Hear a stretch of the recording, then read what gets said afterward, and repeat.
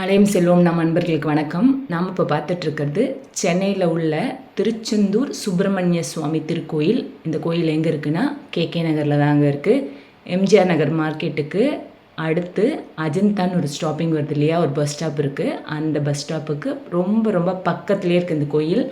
ரொம்ப அழகான திருக்கோயில். இப்போ ரீசெண்டாக தான் கோயிலுக்கு கும்பாபிஷேகம் பண்ணியிருக்காங்க. கோயில் சிற்ப வேலைப்பாடுகளும் வர்ணனையும் பூசி அவ்வளோ அற்புதமாக இருக்குது. திருச்செந்தூர் போகணும், திருச்செந்தூர் பிளான் பண்ணிகிட்ருக்கேன், ஆனால் போக முடியலன்னு நினைக்கிறீங்களா? நிச்சயம் இந்த கோயில் வந்துட்டு போங்க. இங்கே வந்துட்டு போங்க, அதுக்கப்புறம் திருச்செந்தூர் உங்களுக்கு போகிறதுக்கான வாய்ப்புகள் அமையும்.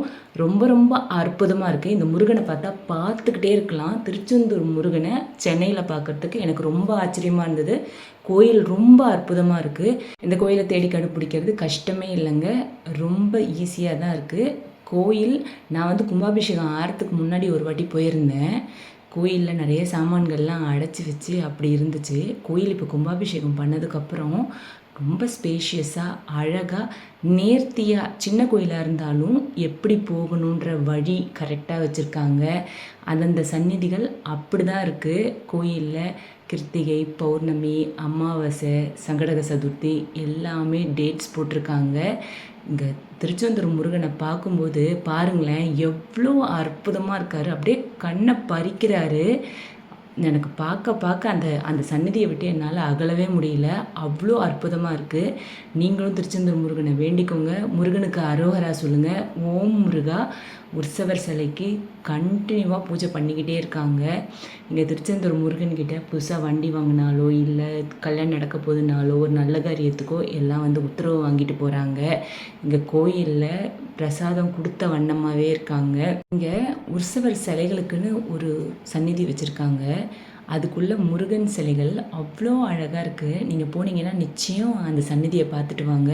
கோயிலுக்குள்ளே பக்தர்கள் கூட்டம் சொல்லவே முடியல, அவ்வளோ கூட்டம் இருக்குது. கோயிலுக்குள்ளே கூட்டம் நிரம்பி வழியுதுங்க. ஆனால் ப்ராப்பராக மெயின்டைன் பண்ணுறாங்க. அழகாக இந்த வழியால் போங்க, இப்படி வாங்கன்னு கைட் பண்ணுறாங்க. அங்கங்கே நமக்கு கைடன்ஸ் இருந்துக்கிட்டே இருக்குது. சுவாமிக்கு அலங்காரமும் அபிஷேகமும் அற்புதமாக இருக்குது. எனக்கு மனசுக்கு ரொம்ப பிடிச்சிருந்ததுங்க. திருச்செந்தூர் போக முடியல, கொஞ்சம் டைம் எடுத்து போகும், கொஞ்சம் லேட் ஆகும் நான் போயிட்டு வரத்துக்கு அப்படிலாம் நினைக்கிறவங்க நிச்சயம் இந்த கேகே நகரில் உள்ள எம்ஜிஆர் நகரில் உள்ள திருச்செந்தூர் முருகன் கோயிலுக்கு போயிட்டு வாங்க. உங்களுக்கு கண்டிப்பாக ரொம்ப பிடிக்குங்க. அற்புதமாக இருக்குது இந்த கோயில். நீங்கள் பார்த்தா தான் தெரியும் நான் சொல்கிறது எவ்வளோ உண்மைன்னு. ரொம்ப பாஷான ஏரியான்றதுனால டிராஃபிக் இருந்துக்கிட்டே இருக்குது. கோயிலேருந்து ஒரு பூஜை சாமான் வாங்குறதுக்கான கடை எதிர்த்தாப்புல தாங்க இருக்குது. அந்த கடைக்கு போகிறதுக்கே அவ்வளோ டிராஃபிக் ஆகுது. வாசலில் 4 பேர் இருந்துட்டு டிராஃபிக் கிளியர் பண்ணிக்கிட்டே இருக்காங்க. ரொம்ப அருமையாக இருக்குது, ரொம்ப அற்புதமாக இருக்குது. இந்த கோயிலுக்கு போகலைன்னா நிச்சயம் போயிட்டு வாங்க. இப்போ கும்பாபிஷேகம் பண்ணதுக்கப்புறம் இன்னும் ரொம்ப அழகாக இருக்குது. நெல்லையப்பர் சந்நிதி இருக்குது. இங்கே அமாவாசைக்கு பூஜை பண்ணுறாங்க. கிருத்திகை, அமாவாசை, பௌர்ணமி, சங்கடக சதுர்த்தி, சஷ்டி எல்லாத்துக்குமே பூஜை பண்ணுறாங்க. ரொம்ப அற்புதமாக இருக்குது. அங்கங்கே என்னத்துக்கு என்ன வாசகம் படிக்கணுன்றதையும் எழுதி போட்டிருக்காங்க. ரொம்ப டைம் எடுத்து இந்த கோயில் பாருங்கள். கடவுள் நம்ம எல்லார் கூடயும் இருக்காருன்னு நினைக்கிறேன். உங்களால் முடிஞ்சதை அடுத்தவங்களுக்கு கொடுங்க. உங்களால் எதுவுமே கொடுக்க முடியலனா கூட ஒன்றும் பிரச்சனை இல்லைங்க. அன்பாக ஆறுதலாக 4 வார்த்தை பேசுங்க. அது கூட நம்மளால் முடிஞ்ச உதவி தாங்க அடுத்தவங்களுக்கு செய்கிறது.